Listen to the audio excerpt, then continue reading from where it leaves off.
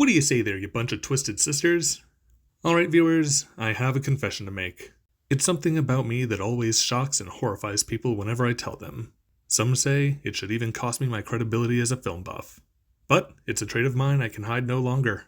For you see, I must admit, I really don't care about spoilers that much. You what? Yeah, a lot of my movie-loving friends, whenever I tell them I just watched a really great movie, are quick to cover their ears and tell me not to spoil it for them. And for me, it's just not something I worry about too much.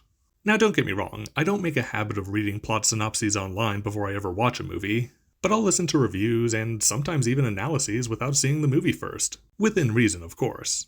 If someone gives me a huge warning ahead of time, I'll usually stop the video before moving on. But I don't know, I guess for me, watching a story unfold is more about the experience of it. And you can't replicate that by even reading the whole plot on Wikipedia. And if you think I'm some sort of maniac for this, how about this master storyteller? I hate this thing about spoilers. Wow, you spoiled this, you spoiled that. You can't spoil a book. Thanks for backing me up, Steven. Now all that said, there has to be a line drawn somewhere, and for me, it's gotta be the twists. Come on, baby, let's do the twist. And thinking about this subject, I started to wonder about when and where plot twists should be used. When are they a stroke of genius, and when are they just a plea for attention? I figured I'd break down some comparisons of the good versus the bad examples to see what we can glean from them. Now I know I went off earlier about how spoilers usually don't bother me, but given the subject matter going forward, I naturally have to give a pretty huge warning for the rest of the video. We're going to reveal some wild plot points, but in abundance of caution, I'll try and stick to movies that are already well established in the public consciousness. Even so, consider yourself warned. Alright, now when you're talking about twists, everyone knows there's really just the one filmmaker that immediately comes to mind. What a twist! Ah yes, good old Shyamalan himself. I mean, the man's name is practically synonymous with twist endings by now. He's had his ups and downs, but I think it's pretty unanimous that his best work is still The Sixth Sense. And I already gave the spoiler warning, so there's absolutely no risk in me saying that Bruce Willis was dead at the end of Sixth Sense. Whoa, Andy Samberg, I'm gonna stop you right there. I'll have you know this is a family-friendly channel. Yeah, most everyone at this point knows that Bruce Willis's character Malcolm is revealed to be a ghost in the end. At which point, we take a look back at all these different moments throughout the film, realizing that we never actually see anyone but Cole interact with him. It's truly a jaw-dropping moment when you first see it, but it does beg the question. Does it hold up for repeat viewings? Is the filmmaking and storytelling solid enough on its own before the iconic ending that we can still enjoy it?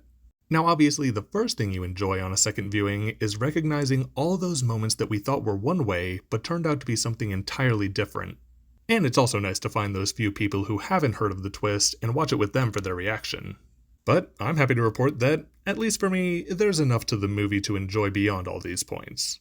The chemistry between Willis and Haley Joel Osment is still magnetic, the creepy ghostly moments are still effective, and there's a lot of heart and emotion even before the ending with Malcolm and Anna. That said, there's just no denying that the effect of this movie, and many others in Shyamalan's catalog, will never be the same after that first viewing. For this reason, as amazing and mind-blowing as these moments can be, I actually think the best plot twists are those that have a major effect on the story, but that the entirety of the movie doesn't rely on. And a great series to look to for this type of twist would have to be the Dark Knight trilogy. I'll go through them in order.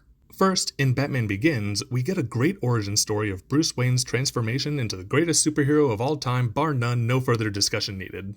Because I'm Batman. But anyway, we start off with Bruce being trained by Henry Ducard to become a member of the League of Shadows, before he ultimately says screw you to their leader Ra's al Ghul, because, you know, the whole no-killing rule and all that.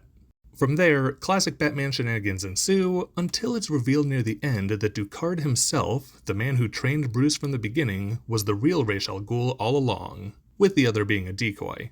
But is Ra's al Ghul immortal? A pretty good twist, taking an established presence in the movie and revealing him to be bigger and more important than previously thought. It also ups the ante with the irony that Batman's mentor wasn't just a member of this murderous organization, but the mastermind behind the whole thing. Moving on to The Dark Knight, we've got the Joker spreading his anarchy and chaos throughout the city. Once captured, he reveals to Batman that he's got love interest Rachel and the district attorney Harvey Dent both locked away in separate remote locations, each rigged up to explode. At Batman's demand, the Joker gives up the location of each.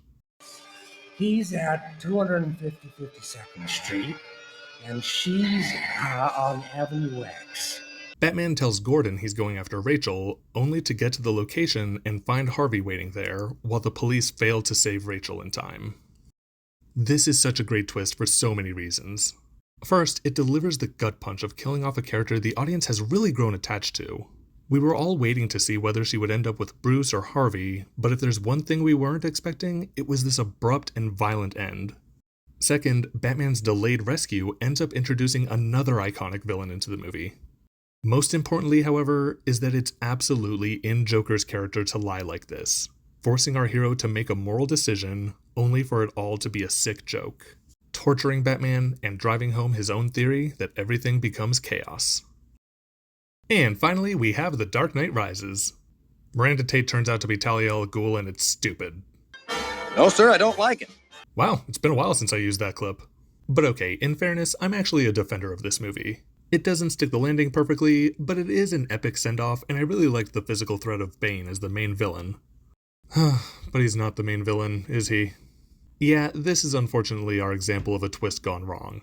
Miranda Tate, the new CEO of Wayne Enterprises and Bruce's love interest, turns out to be the daughter of Ra's al Ghul and was only using Bruce to access the company and its weaponry so she can destroy Gotham.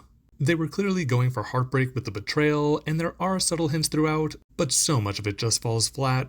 The explanation is rushed and unnatural, it undermines Bane as the antagonist, and she just wasn't a strong enough villain to finish off the trilogy. More than anything, it felt like a way to shoehorn the League of Shadows back into the story, and it really makes me think the writers weren't confident enough with Bane and Catwoman.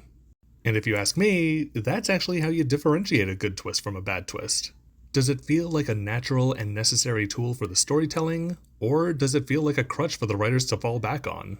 In The Sixth Sense and a few other early Shyamalan movies, it's certainly the former. The ending twist made logical sense and enhanced the overall experience of the story that just unfurled before you. As things went on, however, it became a gimmick he relied on too much.